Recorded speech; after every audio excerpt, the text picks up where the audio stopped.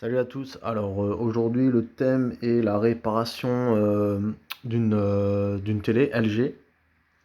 On m'a confié la télé avec un problème de scintillement d'image, c'est-à-dire que à travers les forums, je me suis directement concentré sur le rétroéclairage et effectivement en testant les différentes bandes LED, je me suis rendu compte que sur les 8 bandes LED, il y en avait au moins une ou deux qui fonctionnaient.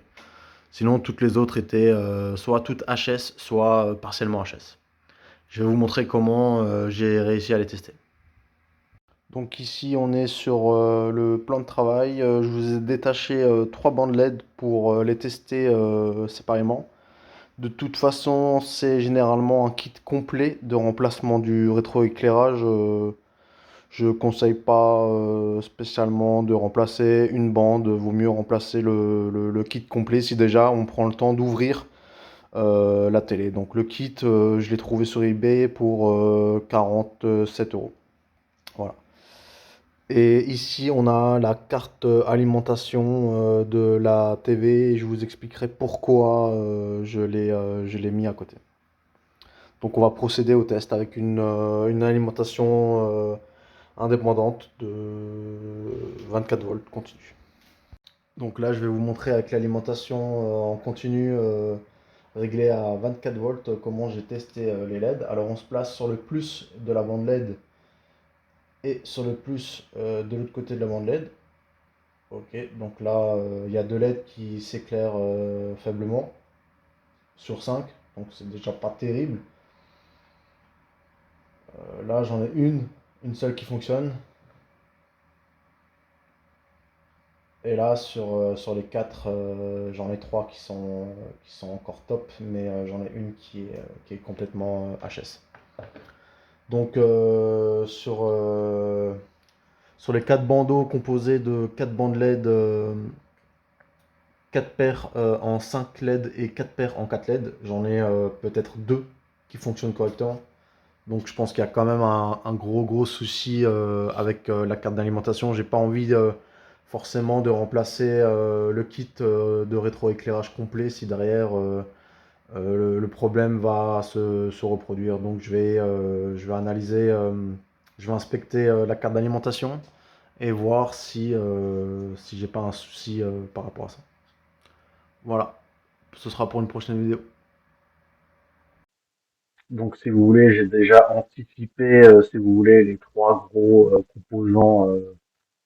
J'ai déjà identifié, si vous voulez, les trois gros composants à acheter si jamais la personne décide de réparer sa télé. En tout cas, je lui apporte une solution.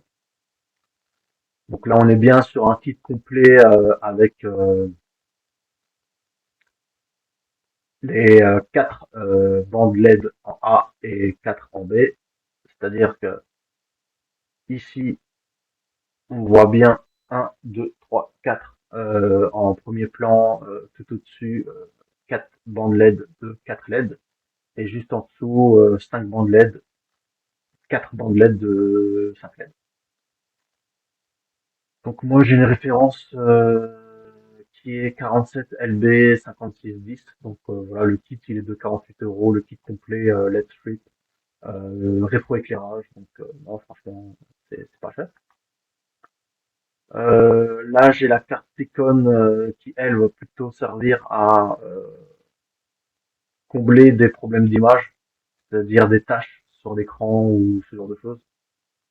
C'est pas le cas, par contre, vu que l'écran ne fonctionnait pas correctement, je peux pas m'en assurer. Donc du coup, à la rigueur, pour 20 euros, j'ai déjà changé sur une télé et franchement, ça vaut le coup. Et sinon, effectivement, si j'ai un gros problème d'alimentation, si dans mes différentes recherches, j'ai pas forcément abouti à quelque chose de probant.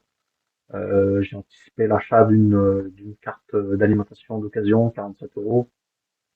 Donc voilà, la télé, elle a à peu près 5 ans, on est sur 130 euros pour lui redonner une seconde jeunesse ou un second souffle. Après, ça c'est à l'appréciation de la personne si elle a envie d'autant investir ou pas, tout en sachant que sur AliExpress, je pense que je peux trouver relativement moins cher. avec des délais de livraison qui sont bien sûr forcément relativement plus longs.